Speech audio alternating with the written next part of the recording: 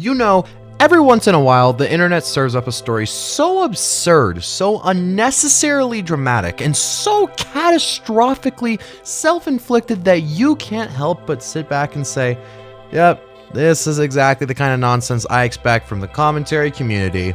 And today we've got one of those stories. Because somehow, someway, Parlo, a Roblox YouTuber, has managed to speedrun, destroying his reputation, his community, and apparently even his love life, all in record-breaking time. That is true Parlo fashion, ladies and gentlemen. From GoFundMe controversies, to Twitter meltdowns, to leaking Google documents full of things no human should ever type. This entire saga is like watching a dumpster fire crash into another dumpster fire. So buckle up. This is one of the wildest spirals I have seen in a long, long time.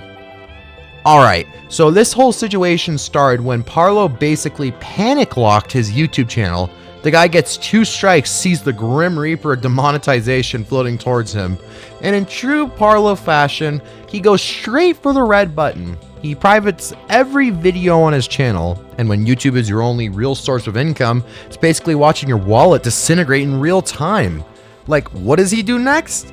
He launches a GoFundMe titled, "Please Help." Very subtle branding, dude. The fundraiser was pitched as support for rent, food, basic living expenses, the whole "I'm one bad day from starvation" package. And supposedly, he made somewhere between $500 to $1,000 from it. But here's where things start getting interesting.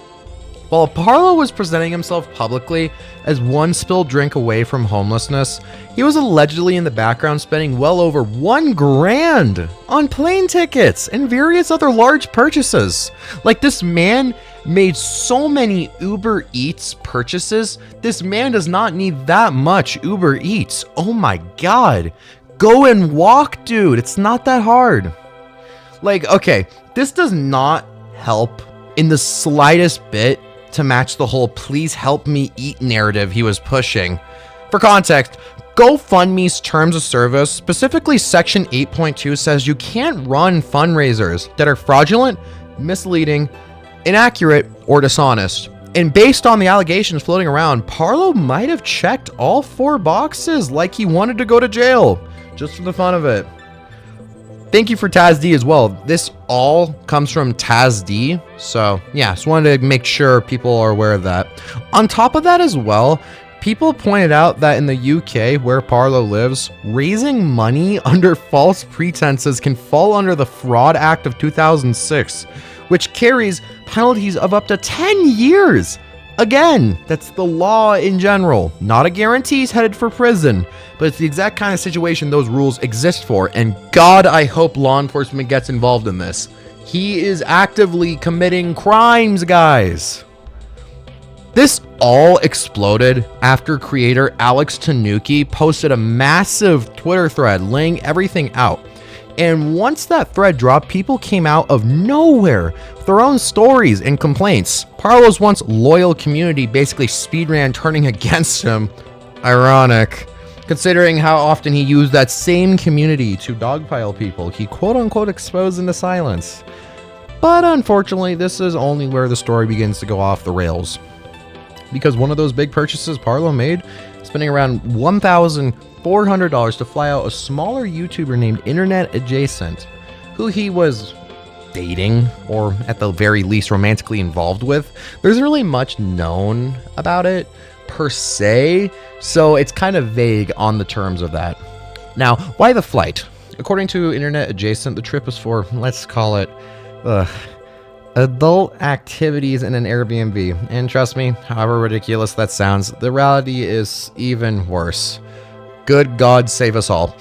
After the meetup, the two had a falling out, and instead of handling it privately like normal adults, Parlo took to Twitter to accuse InternetAdjacent of sexually assaulting him. Yeah.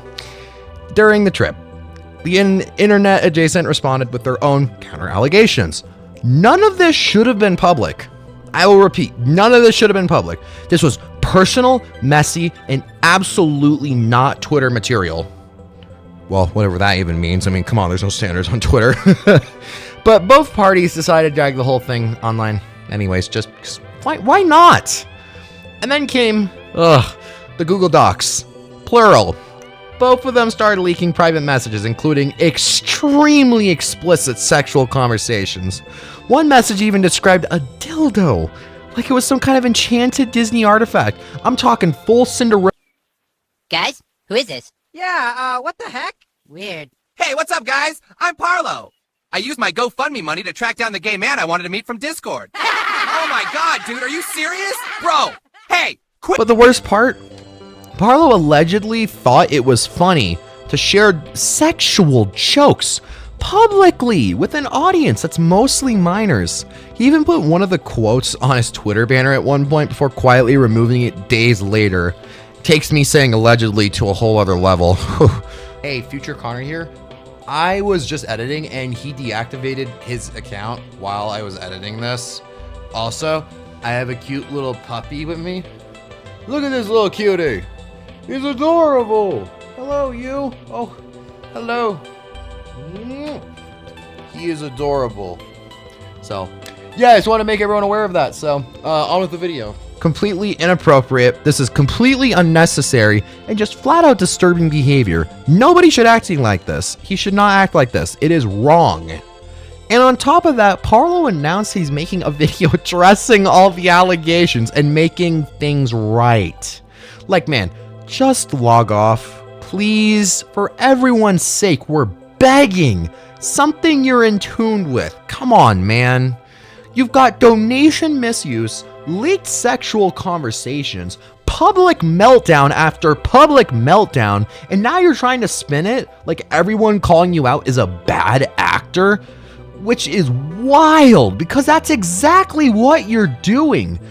You are using this situation to deflect from your own allegations, trying to say others are doing that? This is exactly what you're doing.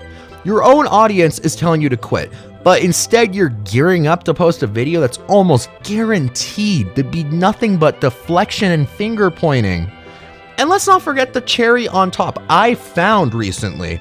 Parlo hired a guy known for blackmailing minors, and he's your channel manager, MUGEN. Yeah, that guy. And now he's holding your channel hostage. Incredible decision making all around, just brilliant. Anyways, that's all I've got for today. From allegedly misleading your audience for money, not even really allegedly anymore, weaponizing your fan base, leaking sexual conversations, to dragging your personal life into the public arena, this entire saga has been a complete disaster. And if nothing else, I hope it finally makes clear that Parlo is not the innocent figure he tries to present himself as. He is ego-driven and needs serious mental help. And I hope with the deepest parts of me, I hope he gets help. Parlo, you sowed deceit in your own field. Now you will reap ruin and fire. Enjoy the fruits of your labor. You earned it. Have a lovely day, everybody.